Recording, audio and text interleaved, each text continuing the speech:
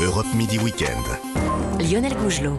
L'autre grand titre de l'actualité, c'est l'Ukraine, bien sûr, avec un premier pas vers une prise en charge humanitaire. Hier, à Mariupol, une vingtaine de civils ont été extraits la nuit dernière, ou plutôt hier soir, des sous-sols du site industriel d'Azovstal.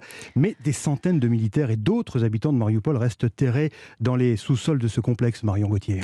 Oui, c'est l'ultime retranchement des résistants. Azovstal quasiment rasé, d'après de nouvelles images satellites américaines. Toutes les tentatives d'évacuation ont jusque-là échoué. Cessez-le-feu non respecté ou couloir humanitaire qui menait en Russie. L'exfiltration d'hier est une première. Le calme relatif, il s'est installé après une journée d'intenses bombardements, rapporte le commandant adjoint du régiment Azov. À partir de 19h40, nous avons transféré 20 civils, sauvés des décombres vers l'endroit convenu. Il s'agit de femmes et d'enfants. Nous espérons que ces personnes iront dans la direction convenue, à savoir la ville de Zaporijjia, territoire contrôlé par l'Ukraine.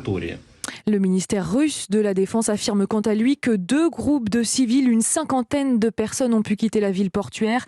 La moitié d'entre elles auraient été rapprochées de la frontière russe dans une ville à l'est de Mariupol. Aucune précision sur la destination des autres. Et puis l'information de la matinée, Marion, c'est la visite surprise à Kiev de Nancy Pelosi, la présidente américaine de la Chambre des représentants. Elle a rencontré le président ukrainien. Merci pour votre combat pour la liberté. Vous le menez pour nous tous.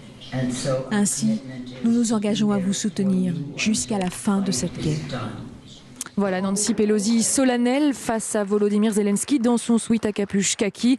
Les États-Unis, chef de file dans le soutien à l'Ukraine, ce sont les mots du chef de guerre. Les parlementaires américains lui ont assuré qu'une aide supplémentaire était déjà en route. Merci Marion Gauthier. Il est 12h40 sur Europe 1. À suivre la politique.